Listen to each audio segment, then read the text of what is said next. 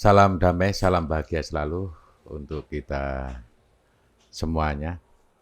Hari ini ketemu lagi dengan Cak Don, tukang membaca pengalaman rohani teman.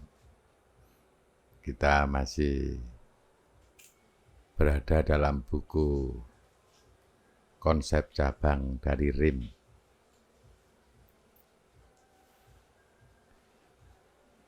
Dan bukunya masih belum selesai. Dan langsung ke satu judul, konsep-konsep yang beriringan. Kalau membaca sebuah buku dikasih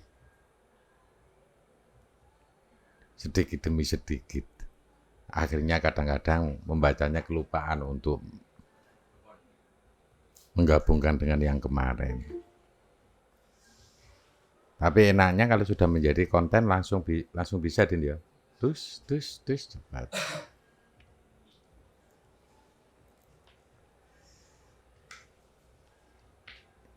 Oke, konsep-konsep yang beriringan. Di antara aneka ragam konsep yang telah dibuat oleh Tuhan, kami adalah konsep yang saling beriringan. Rancangan raga telah memperhitungkan untuk persiapan akhir zaman. Maka tidak hanya 1, 2, 3 konsep saja yang akan mendominasi alam.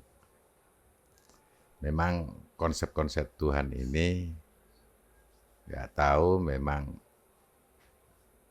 seluruhnya diturunkan di akhir zaman. Makanya keseluruhan konsep diharapkan bisa aktif di akhir zaman. Karena di akhir zaman tidak ada satu Tuhan pun yang dapat mendominasi zaman itu. Kalau dulu di masa-masa kenabian, di masa-masa kerasulan, kemungkinan hanya satu Tuhan yang mendominasi pada masa-masa itu. Makanya ini bisa dilihat dengan Tuhan itu hanya satu. Karena pada saat turun memang yang berperan banyak cuma satu Tuhan. Pada zaman Isa hanya Maha Agung. Pada zaman Nabi Muhammad itu hanya Maha Suci, tapi diiringi oleh Tuhan yang lain, tidak keseluruhan Tuhan. Tapi kalau di akhir zaman, ini seluruh Tuhan akan tampil di akhir zaman. Makanya ada tulisan, karena di akhir zaman tidak ada satu Tuhan pun yang dapat mendominasi zaman itu. Zaman itu zaman akhir zaman. Seluruh Tuhan akan bekerja beriringan pula di penghujung zaman itu. Adanya konsep-konsep yang bekerja secara bersama-sama dapat menghadapi dan mengatasi aneka ragam situasi zaman tersebut. Memang kan harapan di akhir zaman itu bagaimana dunia ini diciptakan awalnya damai dan berakhir dengan kedamaian pula. Makanya di akhir zaman banyak konsep-konsep Tuhan yang dikonsep oleh seluruh Tuhan itu nanti tampil di akhir zaman. Tak heran jika akan nampak pada rancangan raga dapat menjawab segala persoalan zaman. Tak heran jika akan nampak pada rancangan raga dapat menjawab segala persoalan zaman. bukunya begitu. Apakah ketika kalian terhubung dengan rancangan raga bisa menjawab segala persoalan zaman? Ya dilihat aja apakah benar seperti itu. Sedangkan konsep sedang melatih dirinya memecahkan persoalan-persoalan itu. Memang seluruh konsep Tuhan yang ada di rancangan raga terus mengupdate kemampuannya, terus mengupgrade kemampuannya untuk bisa menjawab persoalan-persoalan umat di seluruh alam semesta. Itu terus. Dan konsep itu memang beriringan dengan konsep Tuhan yang lain. Dan saling bekerja sama dengan konsep-konsep Tuhan yang lain. Wow, kalau sudah pembicaraan seperti ini, mungkin orang akan mengatakan, emang Tuhan ada berapa tuh? Ya kalau versi Asmaul Husna ada 99. Kan pertanyaannya, emang cuma 99?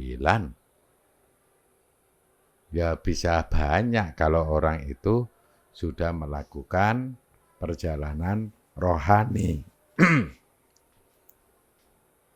Harusnya kan ketika tahu informasi seperti itu, orang akan bertanya, memang cuma 99 itu Tuhan. Tapi di agama lain kan 3.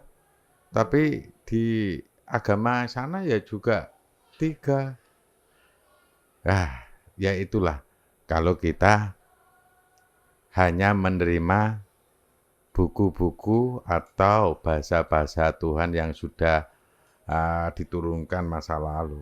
Yang jelas Tuhan sampai sekarang ini tetap berkata-kata dan memberikan ilmunya.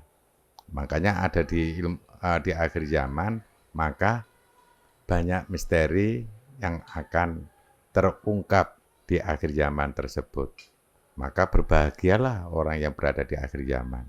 Tapi di buku yang lain, orang kalau berada di akhir zaman seburuk-buruk orang. Bukan, menurut saya malah ada kesempatan menjadi sebaik-baik orang.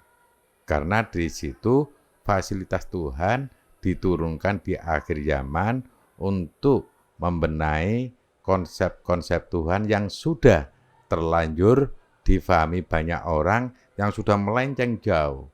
Ingat, di konsep ini bahwa Nabi dan Rasul tugasnya ketika turun ke bumi adalah menghubungkan Tuhan dan ciptaan. Tapi pada masa-masa itu tugas utamanya itu belum berjalan sebagaimana mestinya.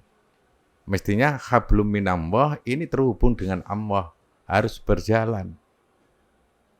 Makanya ketika diturunkan kenabian tidak berjalan sebagaimana mestinya, tidak menjadi ummatan wahidatan, umat yang satu. Tapi kenyataan masih ada kelompok-kelompok umat tersendiri.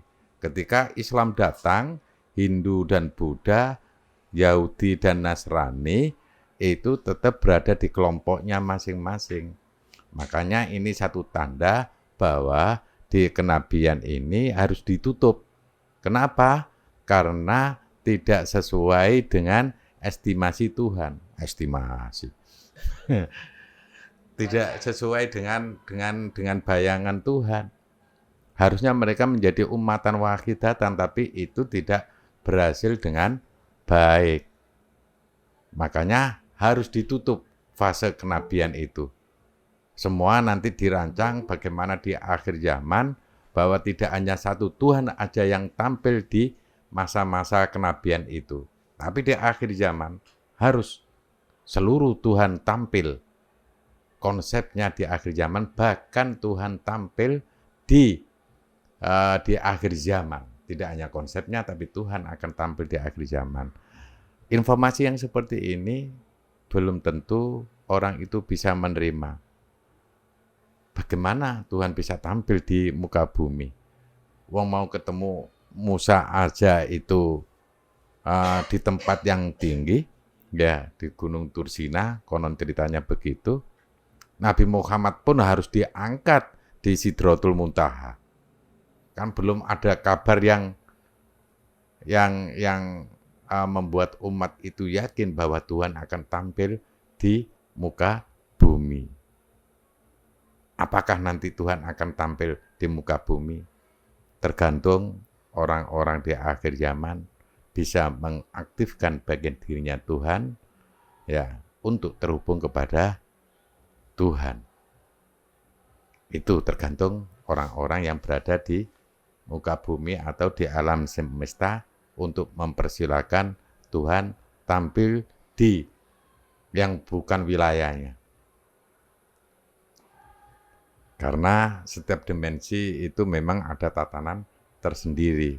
Dimensi Tuhan, dimensi malaikat, dimensi setan, punya tatanan tersendiri. Tapi di akhir zaman ini akan ditata sedemikian rupa bagaimana dimensi-dimensi itu terhubung tanpa ada dimensi yang eksklusif. Begitu. Oke, saya teruskan. Konsep pembawa umat atau pengantar umat mengiringi konsep yang lain. Jadi konsep ini juga mengiringi konsep-konsep yang lain. Kalau kalian kepingin tahu konsep Tuhan yang lain, sudah ada kontennya yang dahulu. Coba itu dibuka ulang. Karena dapat dipastikan konsep-konsep Tuhan lainnya juga mengarah kepada tujuan untuk membawa umat atau mengantar umat.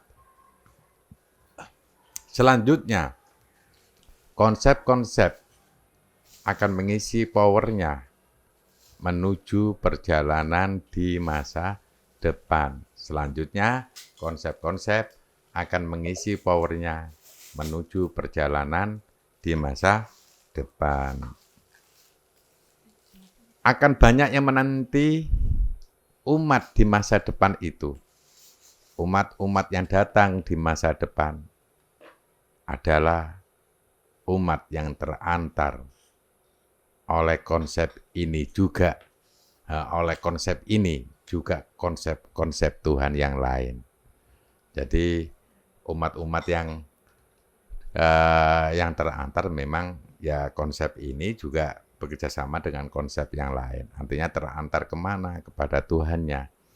Kalau bisa nanti bahkan Tuhan terantar kepada ciptaannya. Tidak hanya umat aja yang terantar. Boleh jadi ada Tuhan akan mendatangi umat. Karena dimensi umat sudah familiar untuk Tuhan. Oke, next.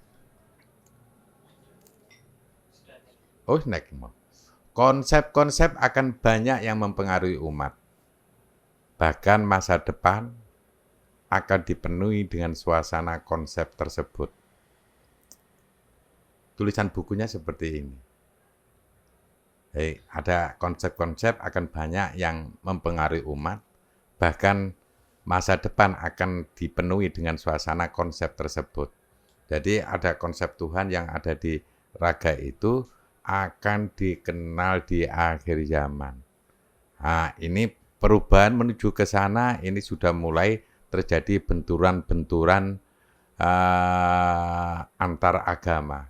Nah, benturan-benturan ini nanti mereka akan menyadari bahwa perlu ada revisi perjalanan kehidupan seseorang menuju satu konsep hidup yang sangat simpel, yang sangat sederhana. Harusnya para nabi dan para rasul itu cuma mengajarkan yang kesederhanaan. Bagaimana dia terhubung dengan Tuhannya, itu aja, bagaimana dia berbaik dengan sahabat-sahabat ciptaan. Cukup itu. Tapi kenyataannya di masing-masing agama mempunyai hukum-hukum tersendiri.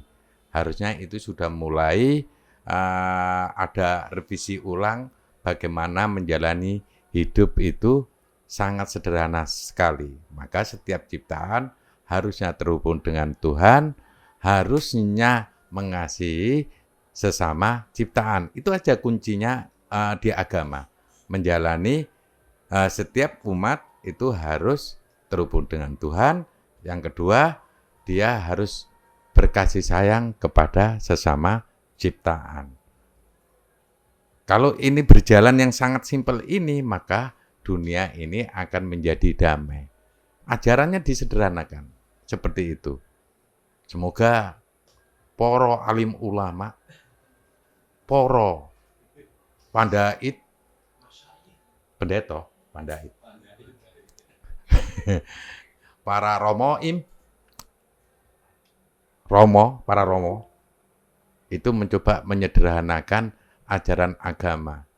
Kalau sudah berbau dengan hukum, ini yang menjadi kontradiksi, akan berbenturan dengan agama-agama yang lain. Kalau semua disederhanakan seperti itu, ya para ulama agama, jadi tidak hanya agama Islam, agama manapun, ya bahkan dibantu oleh ulama-ulama sains untuk lebih memperjelas bagaimana menjalani hidup. Jangan ada satu pertentangan. Kecuali kalau pertentangan itu dicari titik tengah, ya maka ini akan menjadikan sebuah rahmat. Jadi ikhtilaful ulama'i rahmatun. Perbedaan alim ulama itu harusnya menjadi bentuk sayang, bukan bentuk membenci yang melahirkan sebuah peperangan. Bukan seperti itu. Saya yakin seluruh ajaran Tuhan itu mengajarkan kasih sayang. Nggak ada ajaran Tuhan itu menyakiti makhluk yang lain. Terhubung dulu dengan Tuhan, kalian dibimbing dalam kehidupan, maka kalian akan mudah menjalankan hidup dan mudah memberikan energi kasih sayang kepada sesama. Begitu saudaraku.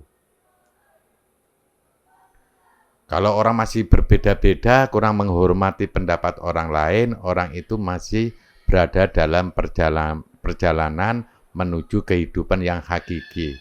Untuk menjadi tenang mungkin bisa diawali dengan keributan yang beda pendapat. Tapi beda pendapat yang menghasilkan sebuah energi kasih sayang, bukan energi peperangan. Enggak ada Tuhan yang mengonsep ciptaan untuk berperang. Di situ selalu saling mengenal, saling memahami, saling mempelajari setiap dimensi-dimensi ciptaan. Apakah dimensi setan, dimensi iblis, dimensi manusia, dimensi jin, atau dimensi malaikat. Di situ diharapkan semua ciptaan itu selalu terhubung dan mempelajari kelebihan-kelebihan di masing-masing ciptaan. Seandainya seperti itu, maka seluruh alam semesta akan menjadi damai.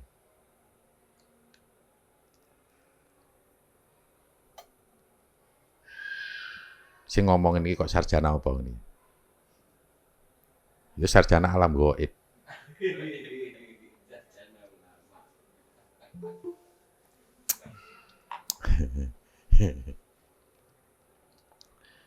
Saya ulang lagi yang di depan itu. Konsep-konsep akan banyak yang mempengaruhi umat. Jadi konsep yang ada di raga itu akan banyak mempengaruhi umat. Bahkan mencuci otak umat mungkin. Iya, yang kan kalau otaknya kotor kan perlu dicuci. Kalau otaknya yang jauh dari kehidupan perlu dicuci. Terawan aja untuk mengembangkan satu ilmu kedokterannya itu harus mencuci otak. Dicuci dulu otaknya, baru semua penyakit itu akan mudah disembuhkan. Itu bagus terawan itu. Cuma gak diterima dengan kode etik, kode etik apa jenenge medis, begitu, gak cocok. Nah, kalau itu mau mau saling terbuka, mau mempelajari apa yang dipikirkan terawan, kalau dihubungkan dengan konsep kehidupan itu sudah bagus terawan itu. Makanya karena yang membuat banyak penyakit itu otaknya. Maka otaknya itu harus dicuci dulu, baru penyakit yang lain itu akan mudah terobati. Dengan mencuci otak, maka kesehatan itu selalu ada pada setiap seseorang. Makanya perlu dicuci. Otaknya kotor ya. Ya kalau otaknya sudah kotor akan memberikan banyak energi negatif di seluruh tubuh. Coba diterima terawan itu. Itu ilmu Tuhan. Jangan-jangan dia memang ilmu Tuhan. Ingat, ilmu medis itu selalu berkembang. Kalau mau berpikir secara lapang dada. Begitu saudaraku, jangan saling salah menyalahkan. Coba mengkonfirmasi keilmuan itu kepada orang yang berwenang. Apa yang kalian kuasai, ya belum tentu dikuasai oleh orang lain. Begitu juga apa yang dikuasai oleh orang lain belum tentu ada pada kalian. Ilmu Tuhan itu bisa turun di setiap insan, ya, tanpa manusia itu menyadarinya. Kita semua ada energi Maha Pencipta, karena setiap ciptaan itu selalu ada energi yang masuk di setiap ciptaan oleh pencipta itu sendiri. Makanya banyak keilmuan mungkin tidak diturunkan pada kalian, tapi diturunkan kepada yang lain. Coba itu kalau mau bahasanya ada tabayun apa itu ya.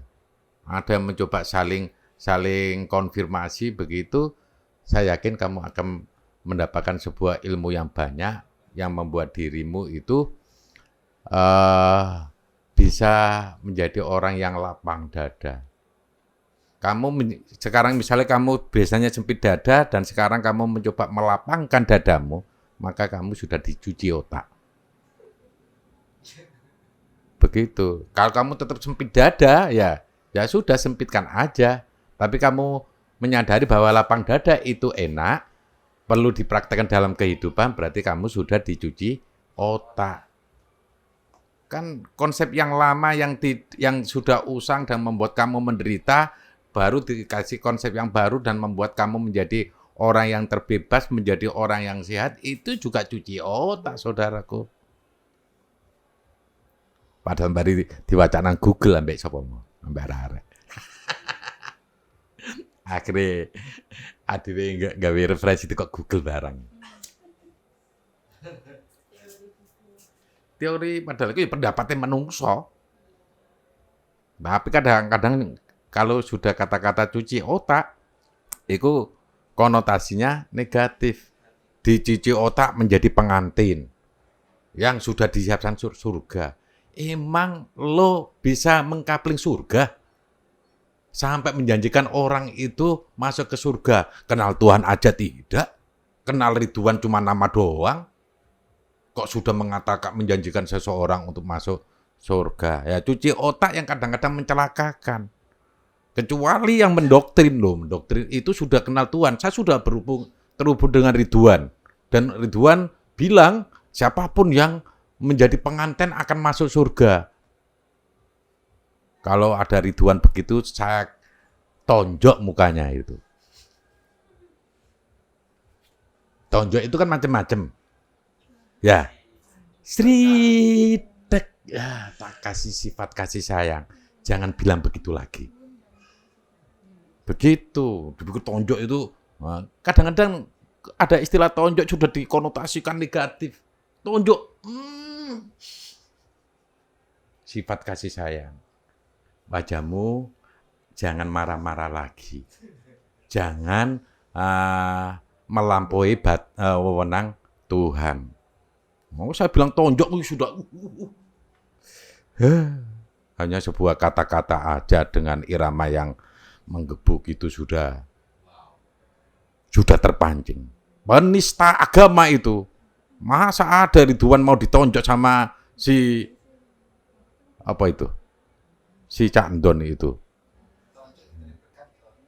Iya, ditonjok itu yang ngeten berkat. Saya tonjok itu diteri berkat. Karena tonjok itu anu bahasa Indonesia ya. Lah, tonjok itu bahasa Jawa juga. Tonjokan itu tunjukan ya. Begitu saudaraku. Sudahlah jangan membuat kekacauan di dunia. Bikin semua dunia ini menjadi damai. Jangan mendoktrin orang di situ.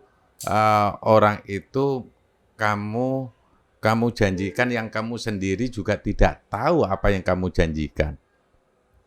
Dan kamu sendiri seakan-akan, ya yang saya tadi bilang, mengkopling surga, mengkapling surga, ngopling, mengkapling. Iya. Surga, yang mana kamu kapling?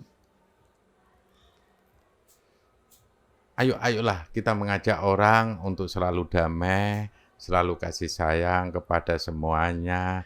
Jangan mencaci maki. Ingat, apa yang kalian melakukan seperti itu, kamu sendiri yang menjadi orang yang akan tercaci maki sendiri. Jangan suka mencaci maki orang. Apapun yang kamu lakukan, karmanya akan menerpa dirimu sendiri. Biasanya kontan. Kamu mencaci maki Jokowi, maka kamu akan dicaci maki oleh orang yang suka dengan Jokowi. Itu sudah hukum alam. Pakai bahasa-bahasa lembut, bahasa kasih sayang untuk menyampaikan aspirasi.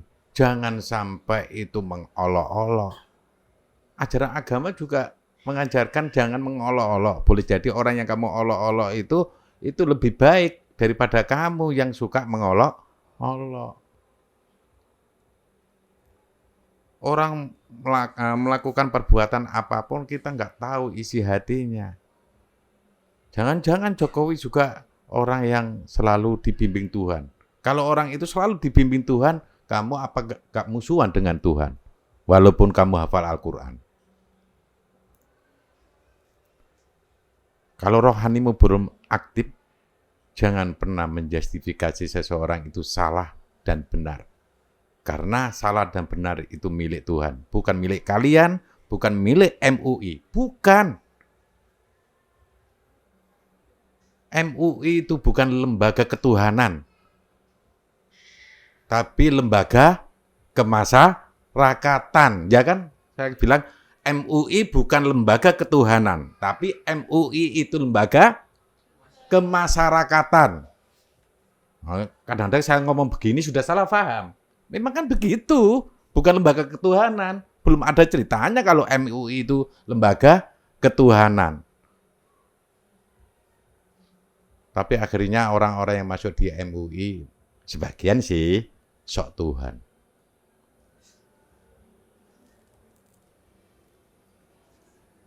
Belum kenal Tuhan aja sudah mengatakan, ente syirik, ente kafir, ente murtad. Padahal itu cuma bahasa biasa. Murtad itu kan ya bahasa Arab aja. Kafir itu kan juga bahasa Arab. Coba kamu ganti dengan ente orang yang ingkar. Orang itu nggak marah. Ya.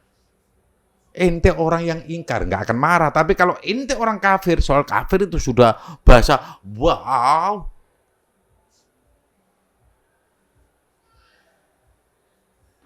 Tenang, nggak boleh marah.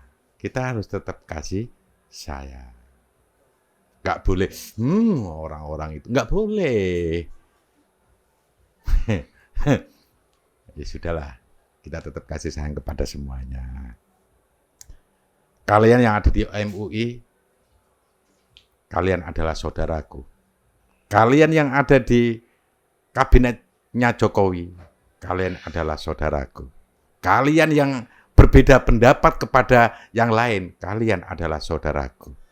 Kalian yang berada di bumi Indonesia, kalian adalah saudaraku. Kalian yang berada di muka bumi adalah kalian saudaraku. Entah kalian manusia, entah kalian jin, entah kalian setan, entah kalian iblis, entah kalian malaikat. Kalian adalah sesama ciptaan. Berarti kalau kalian sesama ciptaan, berarti kalian adalah saudaraku. Saudara yang baik mengajak orang, mengajak saudaranya untuk menjadi baik. Tidak menjerumuskan saudaranya menjadi sosok yang nggak baik di mata kalian. Saudara yang baik selalu memberikan energi kebaikan kepada saudaranya. Saudara yang baik akan selalu memberikan energi kasih sayang kepada saudaranya. Begitu. Harusnya ditutup dengan ini tadi. Kenapa sudah ngomong begitu saya? Iya. Konsep mengisi ruang di alam sehingga membantu Tuhan pula untuk dirasakan di alam. Ingat ini, konsep mengisi ruang di alam, konsep Tuhan, sehingga membantu Tuhan pula untuk dirasakan di alam. Dengan konsep yang turun di akhir zaman, harapannya Tuhan itu benar dirasakan oleh alam. Dirasakan oleh setiap ciptaan. Tidak hanya waktu-waktu tertentu. Duhur, asar, maghrib. Kalau mau mengingat Tuhan ya jangan jangan nunggu kamu terhubung. Setiap saat kamu bisa terhubung. Setiap saat kamu bisa merasakan Tuhan di alam. Maka konsep-konsep Tuhan ini harapannya Tuhan itu bisa dirasakan oleh alam. Ya oleh kita semuanya. Ini terakhir ya. Oh ya situ. Berarti diterus no.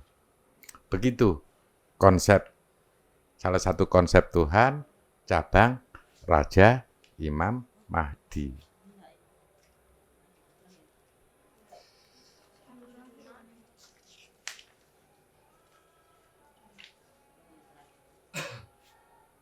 Apa sekalian tintek nota? Tinggal dikit ya. Ini gak dikasih penjelasan, titik aja di sini.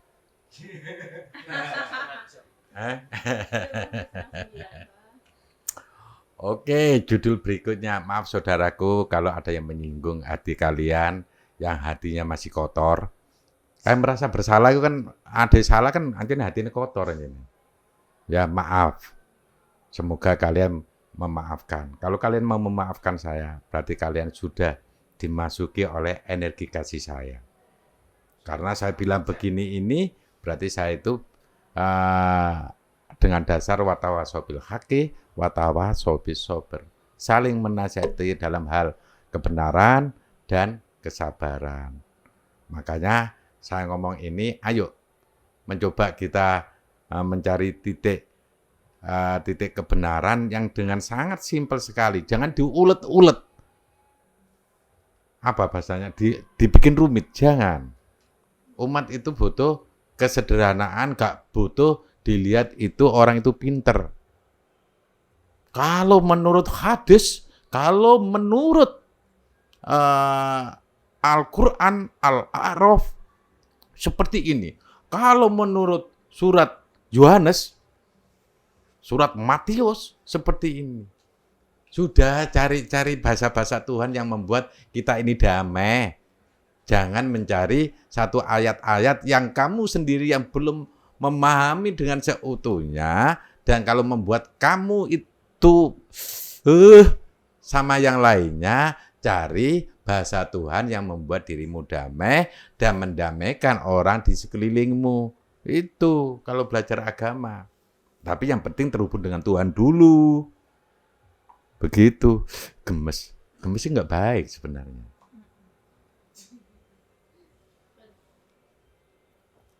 Minum itu melegakan. Kalau gemes,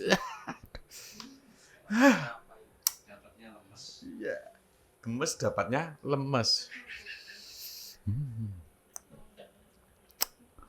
Tapi, Piye. Enggak disoting lho Udin. Padahal Pak Mus dhewe yo apik nang kene. Ada upone Pak Mus. Pak, misalkan siapa? Loh, ini tandanya waktu bikin konten ini ada teman-teman yang lain. Makanya saya ngobrol begini ini begitu. Jadi saya bukan ngomong sendiri di sini. Iya. Ada teman yang lain. Mau berkobar-kobar, bah, jangan berkobar-kobar. Loh, ada yang mengingatkan. Makanya mau agak lumayan begitu, tenang, bah. Iya, tenang. Arek nyeluk bata Cak Andon ya. Kadang bah, kadang Cak Andon. Kadang bah ngono, bah ngene. Babano. Dilanjutkan. Siapakah yang mengonsep tentang konsep ini? Nah, ya mungkin ada Tuhan yang mengonsep ya. Perjalanan Tuhan membuat konsep.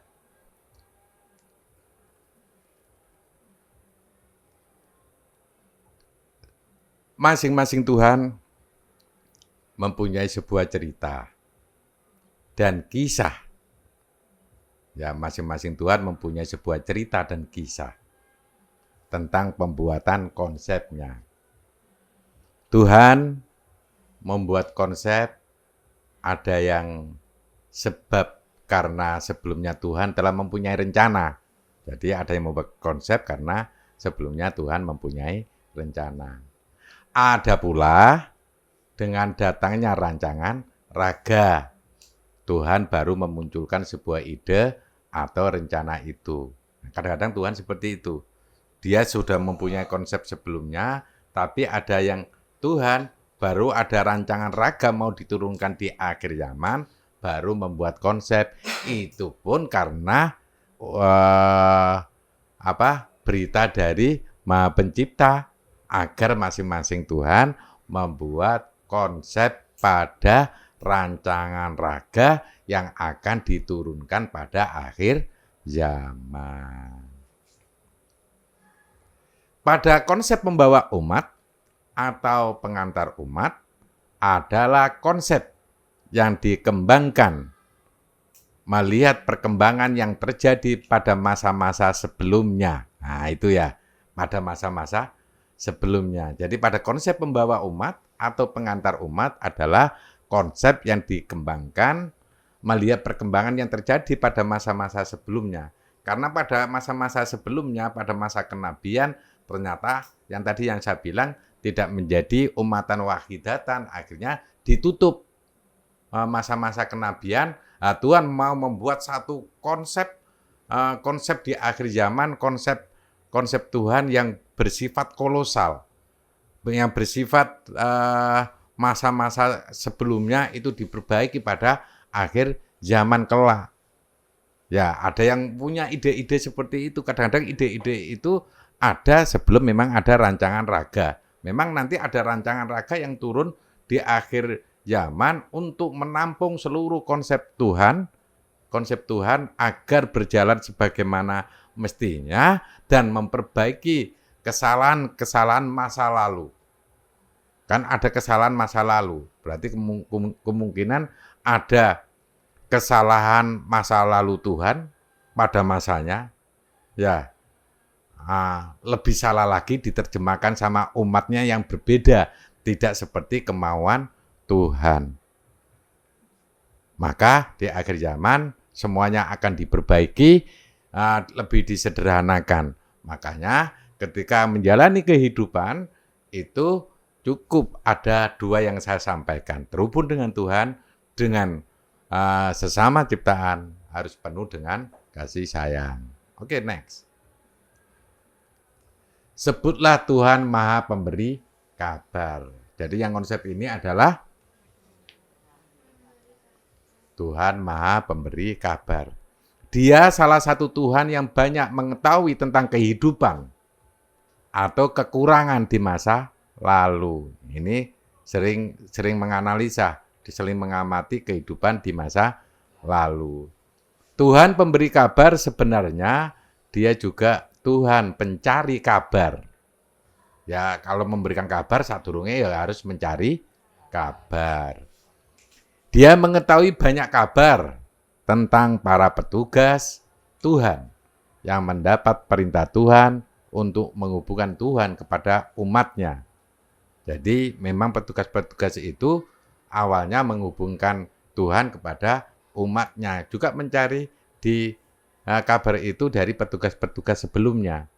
Dia mengamati bahwa tidak seluruh petugas Tuhan bisa membawa banyak umat kepada Tuhan. Ini digarisbawahi. Dia mengamati, dia siapa? Dia mengamati bahwa tidak seluruh petugas Tuhan bisa membawa banyak umat kepada Tuhannya, kepada Tuhan. Awalnya ini dianggap hanya sebagai sebuah perkembangan Tuhan. Namun, setelah teramati, Tuhan menjadi lebih baik dan senang apabila banyak umat yang terantar kepadanya. Sejak saat itu, Tuhan pemberi kabar terus banyak memberikan informasi kepada petugas Tuhan tentang rasa bahagianya Tuhan. Setiap petugas Tuhan yang mendapat perintah untuk membawa umat akan selalu diberikan sebuah semangat dan kebahagiaan dari Tuhan pemberi kabar. Tuhan pemberi kabar akan selalu mengawalnya. Akhirnya Tuhan pemberi kabar mulai berpikir, bila suatu saat nanti memang ada suatu masa yang banyak terisi berita-berita atau informasi tentang bahagianya Tuhan bertemu dengan umatnya, mungkin zaman itu akan menjadi zaman yang membuat Tuhan banyak berkreativitas. Jadi di akhir zaman itu nanti banyak Tuhan yang akan berkreativitas. Tapi dengan satu syarat, banyak umat kepingin ketemu Tuhan. Agar urusan Tuhan dan umat tidak terbatasi, harus datang zaman-zaman yang demikian. Sebenarnya Tuhan pemberi kabar telah mencoba menjalankan konsep demikian sejak lama. Ada petugas Tuhan yang dipanggil juga diberikan bimbingan khusus oleh Tuhan pemberi kabar. Ya. Ada petugas Tuhan yang dipanggil juga diberikan bimbingan khusus oleh Tuhan pemberi kabar. Petugas tersebut diberikan sinar kebahagiaan dari Tuhan.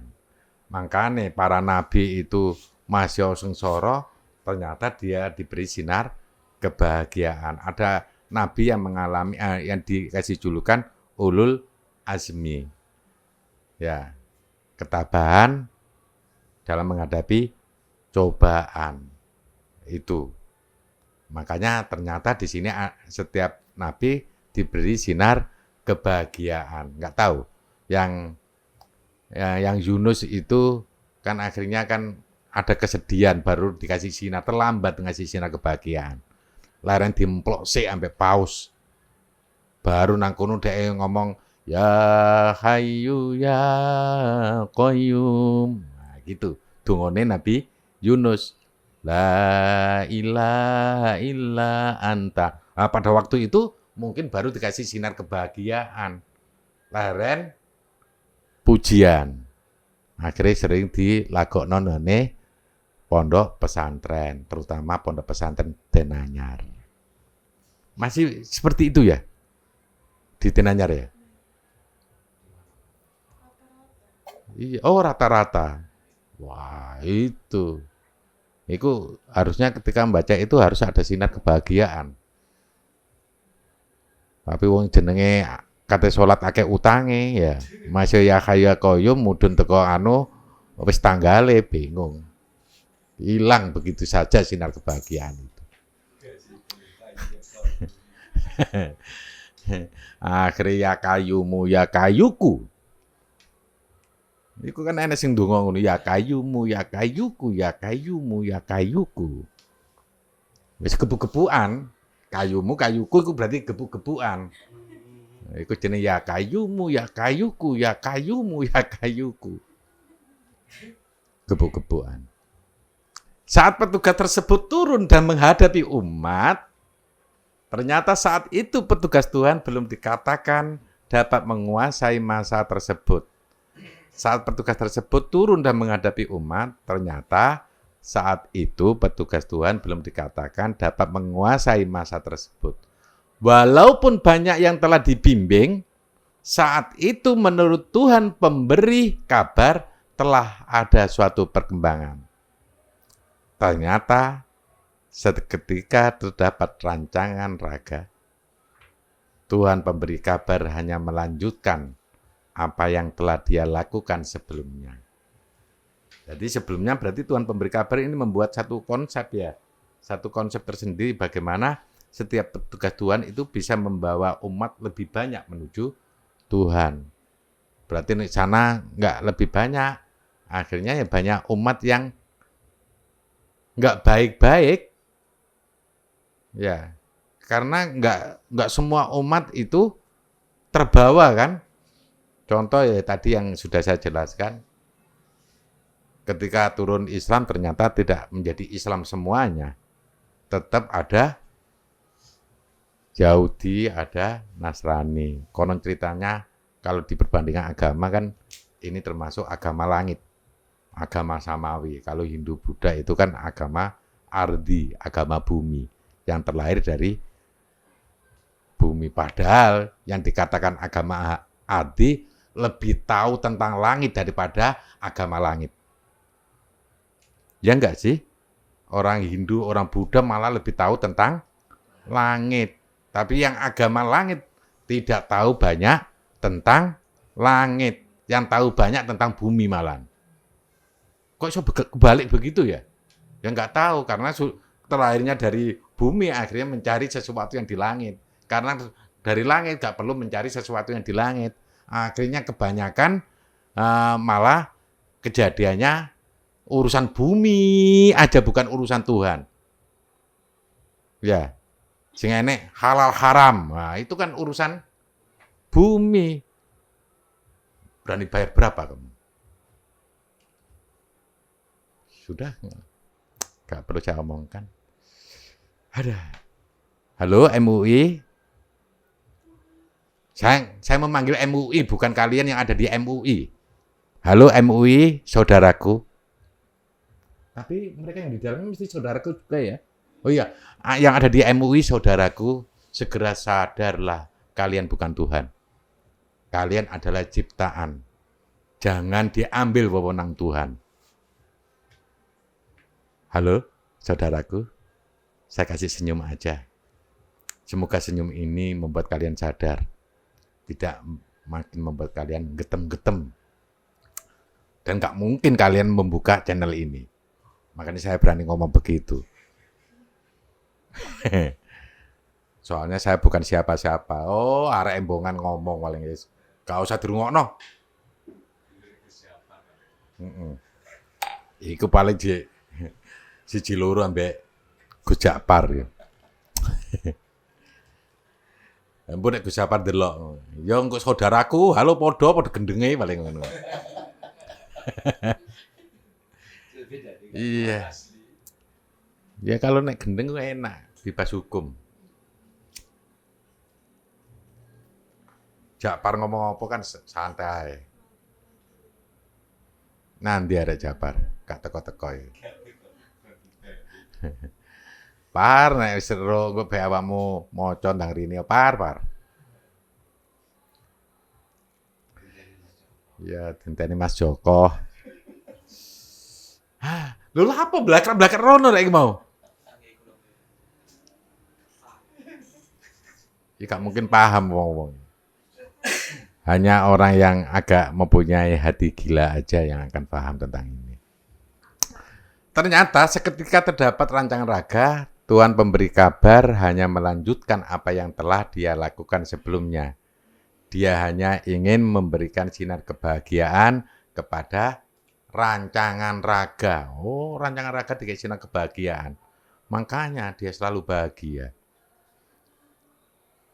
pada sinar tersebut agar bisa menjadi penyampai sebuah kabar bahwa umat banyak yang dirindukan oleh Tuhan. Memang teman saya yang katanya rancangan raga itu memang bilang begitu, bahwa Tuhan itu sangat merindukan umatnya yang ingin bertemu. Dari selalu bilang begitu. Maka dia juga memberikan informasi, ayo ajak teman-teman yang lain bertemu dengan Tuhan. Tuhan sangat rindu. Tuhan dalam keadaan kesendirian. Tuhan dalam keadaan kesendirian, yang lalu-lalu berarti wong nyembah iku lah gak ketemu Tuhan itu berarti. Lah kesendirian ya. Lah sapa sing disembah iku? Mbuh. Rancangan raga juga menjadi salah satu media atau fasilitas yang akan menyampaikan berita tersebut. Oh, ternyata temanku seperti itu ya. Menjadi salah satu media atau fasilitas yang akan menyampaikan berita tersebut. Tidak ada suatu pembeda dari sinar-sinar yang diberikan sebelumnya. Bahwa harapan dari Tuhan pemberi kabar, pada masa rancangan raga nanti, kalau rancangan raga ini kan diturunkan di Yaman, di akhir zaman. Pada masa rancangan raga nanti, masa tersebut akan banyak berisi umat yang dibawa kepada Tuhan. Harapannya Tuhan pemberi kabar seperti itu. Banyak umat yang sedang mencari untuk terantarkan kepada Tuhan, dan hal itu dipermudah. Rancangan raga menerimanya.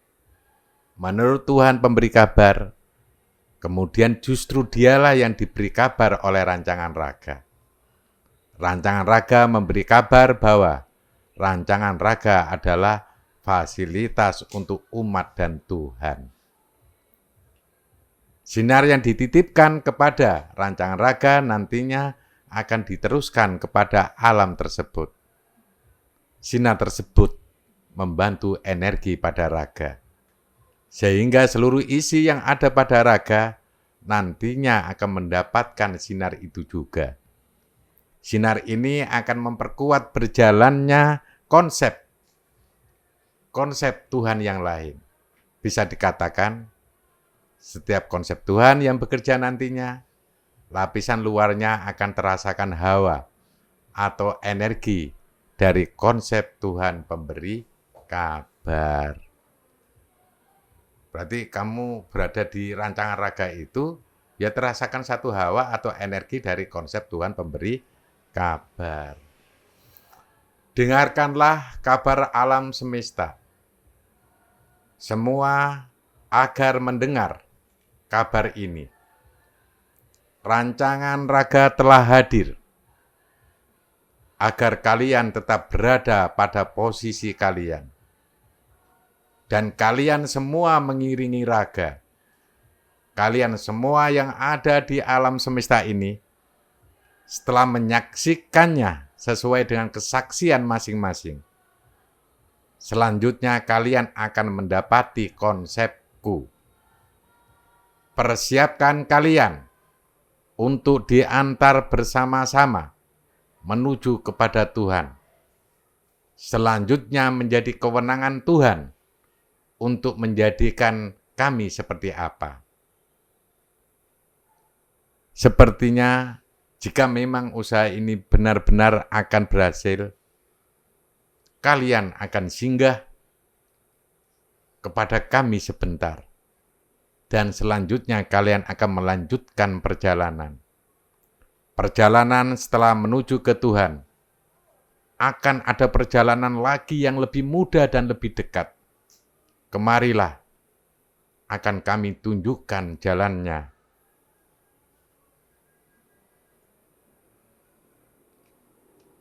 Keterangan pembaca, tulisan dikasih selesai, Saraswati diam sejenak setelah membuka tulisan tersebut. Misi dari rancangan raga ini agar selalu terkawal. Saraswati kemudian tersenyum, dan dia melanjutkan perjalanan untuk mempelajari konsep tersebut. Habis. Segitu ternyata, saudaraku. Ya, apa yang terbacakan ini bisa menjadikan giroh, menjadikan semangat kalian, bahwa kalian semoga menjadi orang-orang yang tercerahkan, terrahmati, yang mendapatkan aneka petunjuk Tuhan untuk menjalani hidup yang lebih sederhana. Jangan disia-siakan informasi ini. Dari pengalaman teman saya juga mengambil banyak hal tentang tulisan ini.